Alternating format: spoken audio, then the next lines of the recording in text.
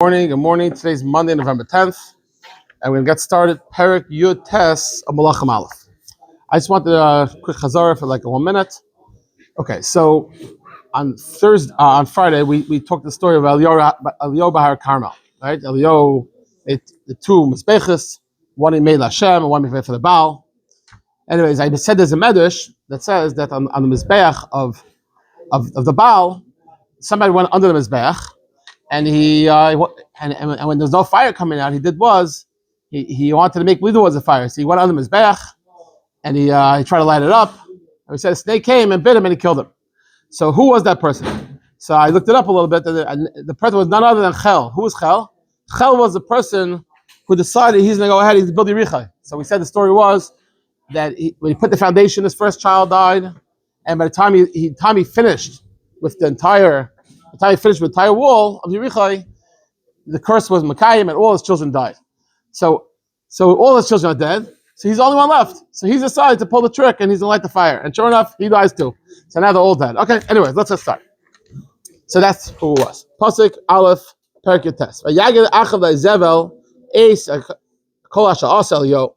So now, finally, we just started the second. Erev, perfect timing. Okay. So now, Izevel. Now, so now,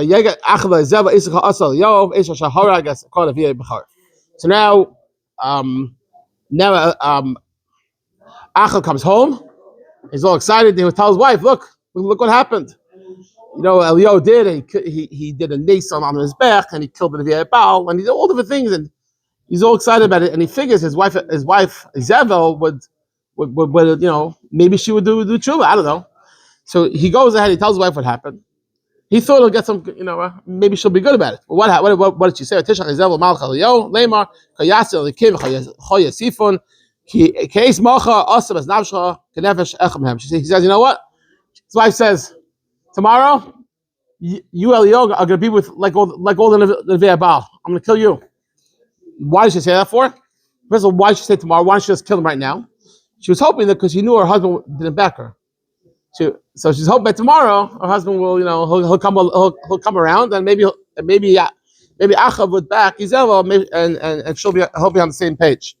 There's another pshat that maybe she said that in order that he'll run away. It's another pshat. I saw in Farshim. Okay, pasuk Gimel. Eliyahu HaNavi realized that his life's in danger. He got up. So he went. Right now, let's check quickly on the map. Eliyahu HaNavi right now is all the way up in Lebanon. Okay, he goes all the way down to Beersheba. Why Beersheba? Because Beersheba is in the area of Yehuda. Again, if you look at the map, originally he's in the area of Yisrael. Now in Yisrael, Achav's the Melech. So if Achav's the Melech, he's in danger. So where does he go? He goes down to the area of Beersheba. Just interesting, the area of Beersheba is not really either safe place, because Beersheba, even though it's in Yehuda, but it's not really Yehuda, because it's the area of Shimon, and Shimon is right in the center. So Mepharshim say that it could be that the area of Beersheba was captured by the people of Yehuda, because it wasn't really Achav's jurisdiction, because he can't get inside, right? Again, the whole south of Eretz Yisrael is Yehuda, except the middle is Shimon.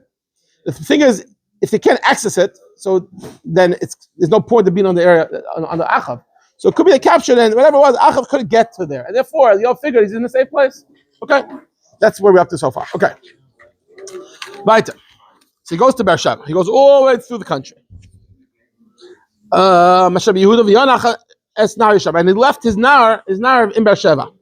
That's a simple way to learn. He left in Beersheba. He didn't leave them in.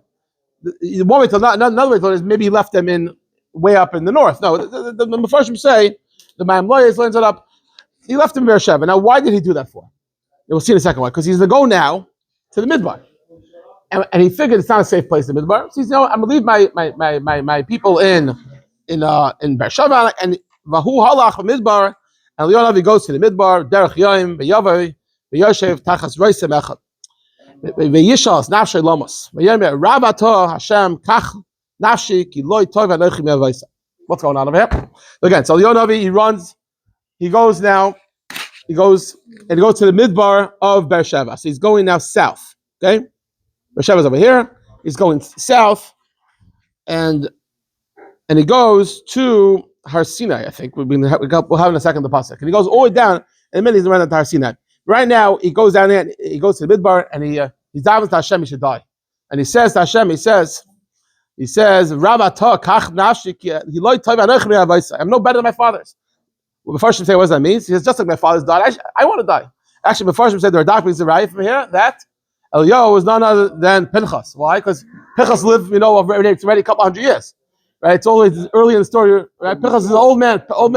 Exactly, old man Pinchas. So he's saying he's like, well, why should I live for? Eliyahu HaNavi is telling Hashem, I want to die. Why? What's his svar? He wants to die. He says, because if I can't, Eliyahu HaNavi is saying that it's a few shots in why he wants to die, but the simple shot is Eliyahu HaNavi is saying that Eliyahu HaNavi is saying like this. He said that Klal Yisrael, I went ahead and I did all this. I stopped the rain for Klal Yisrael. I did all these things, and Klal Yisrael is back to where they started, doing the Baal, and I have no hope. There's no hope for Klal Yisrael. So Eliyahu HaNavi is saying, if I can't accomplish my mission, and I can't stand up for covenant Hashem, then I want to die. That's the way the Mepharshim learned it up. He says, what's the point? Because Eliyahu HaNavi was a kanoi. So the whole idea of all this was standing up for covenant Hashem. But if I stand up for covenant Hashem and Klal Yisrael is back to where they were, meaning they still do by desire, so what's the point? So Eliyahu HaNavi said, Hashem, I'm done. Please take my life. Pasuk hey, v'yishka v'yishan tachas reisem echad. He lays down under a tree. V'hinei he's a malach le'geiboy. A malach taps him on the shoulder. V'yomi kum echad. The malach he taps him on the shoulder and says, the malach says, wake up, eat. Why again? This son said, why did he go to the middle before? He figured, look, Hashem, I don't know my next step in life. Let the midbar take its toll. If I'm supposed to die, I'll die. If food's supposed to go, I'll get food. Whatever's supposed to happen will happen. And that's also why he left the nard behind, because I'm doing something now that's a little risky. What does he do? He looked, and near his head, what does he see? He sees a piece of pita on hot coals and a jug of water. So he wakes up, he eats a little bit, he lays back down. Okay. Pasuk Zion. He go back to sleep. He's a little depressed, and he's Eliyahu HaNavi. He wants to die, and okay, he ate a little bit, and he figured, okay, I'll go back to sleep. We'll see what happens. Malach comes to have a yoga boy, and he taps him on the shoulder. Go eat. Gotta eat. The journey's long. You have a long way to go. Okay. He's trying to distract them. No, he's trying to. We'll see in a second. So Eliyahu HaNavi wakes up and he eats more. And he traveled with this koyach. The second time he eats so much. When and 40 days before he had enough food. 40 days and 40 nights. Exactly. Until he can go now all the way to Har Sinai. Okay, which again before he went. Let's just show you the map again. Before he was in Beersheba. In Beersheba, he went to the mountains, whatever that means. And now he goes all the way to Har Sinai. Where's Har Sinai? So the simple understanding of Har Sinai is all the way somewhere down past the map. It's somewhere near Cairo. It's somewhere all the way down here. So it's a travel of 40 days, and he goes all the way down there. It's a 40. Now, how is it possible to eat for 40 days? The first say that what happened was, some say Hashem made an ace in his stomach. The food got digested very slowly. He had enough food for 40 days. Okay. So Eliyahu HaNavi now is in a cave. Already sees a cave. And he goes to sleep in the cave.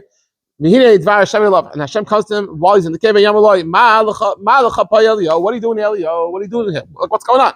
First of all, just a couple of things. First of all, you should know. Today we know by Har Carmel. Everybody knows there's a famous cave called Cave Eliyahu, right? So what's the Cave Eliyahu? So in Haifa, if you're all the way up here, Eliyahu by Har Carmel, right here there's a cave called the Cave Eliyahu.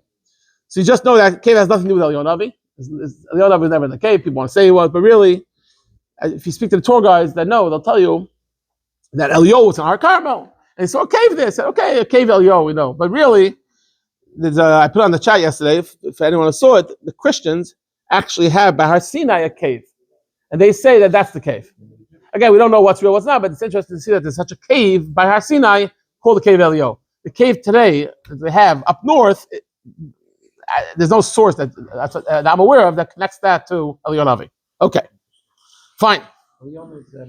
Okay, so far, we'll get there in a minute. So far, Eliyahu HaNavi goes to, now he's by a cave and he's by Har Sinai. Okay, but Yomi. And he tells, again, so Hashem says, what are you doing there? He tells Hashem, he says, I was being a I was being zealous. I was being a kanoi. Hashem like guys. Others BC Bnei Yisrael. Klal Yisrael went ahead and they abandoned the bris of Hashem. And that's as Mizbachaisa his shiur and Klal Yisrael they destroyed the Mizbeches as the V'yecha Harga B'Chorev, and Hashem you killed the Neviim by the Chorev, and now I'm alone. It's not the kachta. And now they want to kill me. Eliyahu is telling Hashem, what should I do? I tried so hard. I tried to save Klal Yisrael, and when I get payment for it, is they want to kill me. They're chasing me. Achav chasing me, and not only that, he's saying further, Klal Yisrael right now is back to where they were. So what do we see? Eliyahu HaNavi is not being done chus Klal Yisrael, and it's a tain on him. In fact, that's why the famous Perek of Beleza it says, in a few minutes we go to that bris, and what we say, Eliyahu Malcha bris. What's Eliyahu Malcha bris? Because Eliyahu HaNavi went ahead and says that Klal Yisrael is not keeping their bris, right? So he has to go ahead to every bris and be made the Klal Yisrael is doing the bris of Hashem. Yes, and that's why every bris, Eliyahu HaNavi comes to the bris. And what's Kishish Eliyahu? It's a symbolic. It's a symbol that Eliyahu is by every bris. We should know that. If we don't count Klal Yisrael. Anyways, yes, he's there. Okay. Okay, Pasuk Yud Aleph. What shachas he comes to the place of Seder? What's that? Unrelated to Okay, that's beyond the scope of the shiur. Maybe we'll talk about it tomorrow. Okay. Now it's a very interesting thing that's what's going to happen. So again, just to understand before we get a little deep now. So let's just get a little understanding. So again, Eliyahu HaNavi, Hashem. So what are you doing here? So Eliyahu HaNavi tells Hashem, I stood up for you covered, and Klal Yisrael is back to where they were. They're doing the Baal, and they want to kill me. Like why? So Hashem now is to teach Eliyahu HaNavi a lesson. And this is what he's going to do. Yemer. Say the mountain Bahar Hashem. Stand up before the mountain. Hashem over. You see Hashem is going to be passive. But first you can have a tremendous wind. Perek Harim, Meshaber Salam. You can hear splitting mountains, shattering rocks. You can hear tremendous noise. Hashem, but Loi Baruch Hashem. It's all going to be in front of Hashem, but Hashem is not going to be in the wind. Rash, but Loi Baruch Hashem. Next, you're going to see a huge earthquake, tremendous amount of earthquakes going to come. But Hashem's not going to be there. But Acharash, after the earthquakes, Aish, the Loi Beish Hashem. And Hashem, right? There's a fire. Hashem's not going to be there. After all this, you need a quiet sound, calm sound, and that's where Hashem is going to be coming. So there's a lot of shatim. There's a malbim. There's a babar. There's a lot. They all talk about what he's saying, but the simple understanding is, I'll go with the malbim that Hashem is giving him a lesson. He's saying Hashem doesn't need you to stop rain. Hashem doesn't need all the pump, all the hack. Hashem needs quiet, talking softly to Yid with the heart. That's what Hashem is, and that's the lesson. The lesson is Hashem is telling Eliyahu HaNavi, you did tremendous good. You have to know how to do it. And Hashem doesn't need all that type. Hashem doesn't need all the. Where's Hashem? But called Mavdaka with the soft and the love. That's where you look at the Malbim. Very good shot. Hashem is teaching Eliyahu that you don't need all that. Just be soft and kind, and that's the way to do it. Another shot soft for the Bag is he's saying like this. That again, Hashem goes ahead and brings the wind and the earthquakes, all that, but Hashem is not there. Hashem is not on that stuff. In other words, even though Klal Yisrael do all these averis, Hashem is not there. In other words,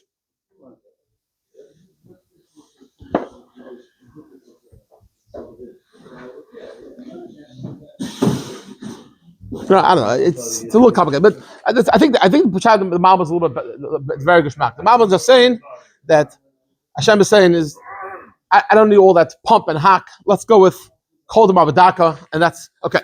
So now, after he has his first vision, what happens? As soon as he sees that Hashem is with the Kol D'Mavadaka, in other words, Hashem is with the quiet, and Hashem is here. So he quickly covers his face. He went out because he realized that Hashem is here, and because of COVID, he did that. Okay. Weiter. But Yamid Peschamari and Eliyahu HaNavi standing at the edge of the cave. He love Kol, and a voice comes to Vayomer. Malach Eliyahu, what are you doing here? Again, we just had it a minute ago, but now he's having a second revelation. Hashem, what he says, what are you doing there? Vayomer, and he says, Kai Kanisi Hashem like Keitzavakas.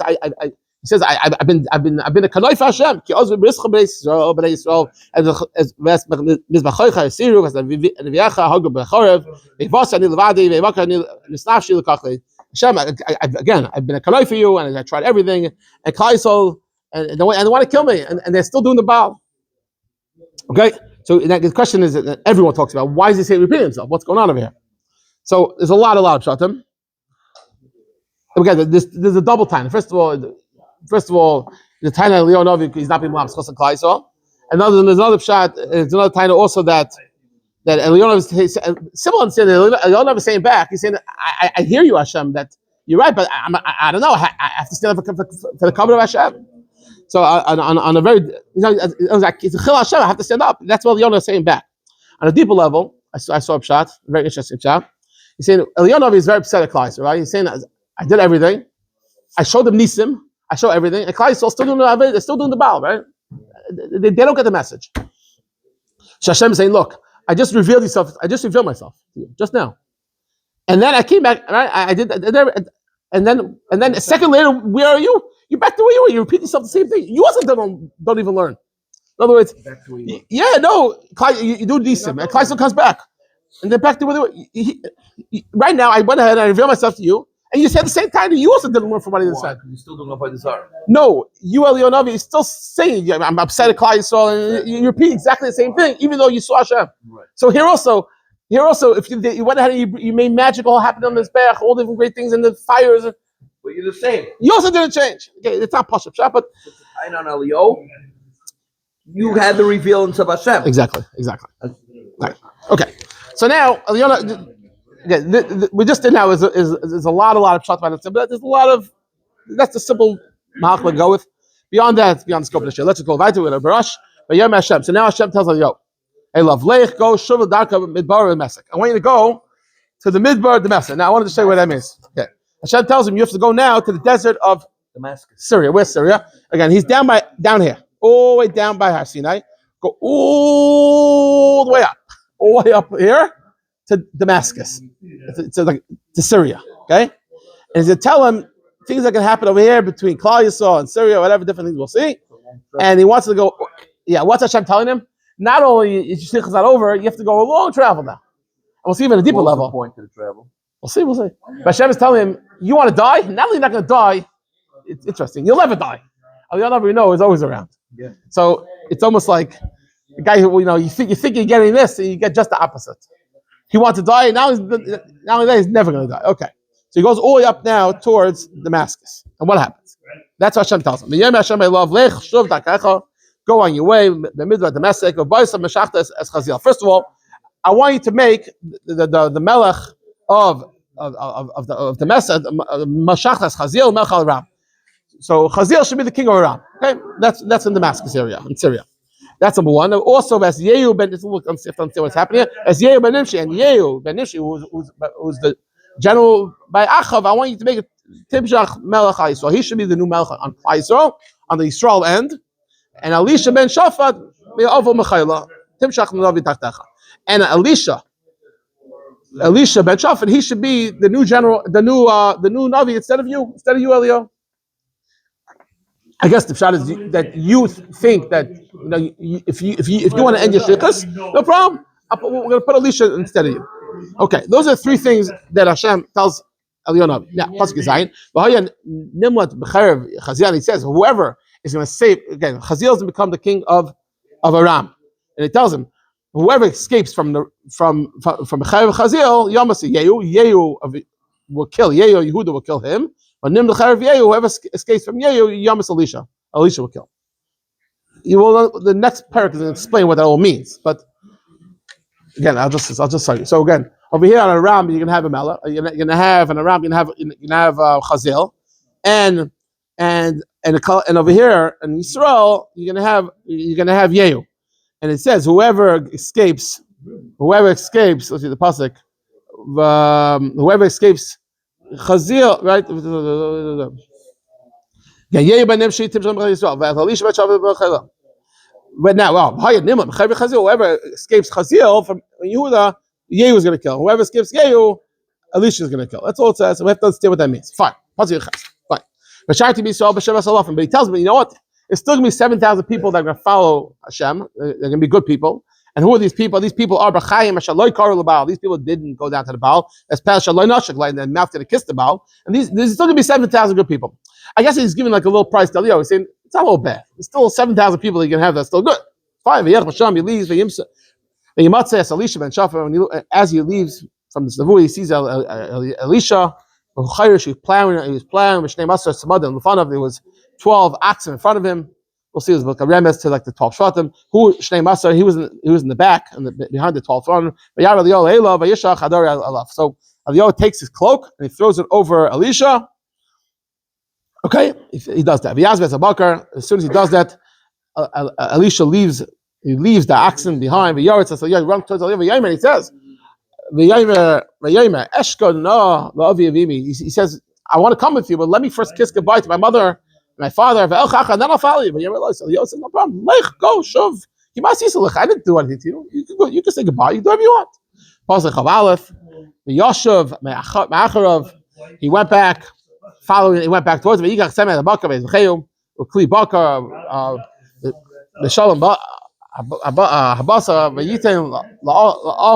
So Elisha makes a whole party. And he celebrates because he's going to go towards Eliyahu now. And what does he do? And he started serving Eliyahu HaNavi. So the Perek ends off that Elisha becomes a new servant of Eliyahu HaNavi, and he got anointed. Kind of makes a little party, and he joins him. And now we're gonna have a very, very interesting story tomorrow on Perek Chaf. Have a nice day.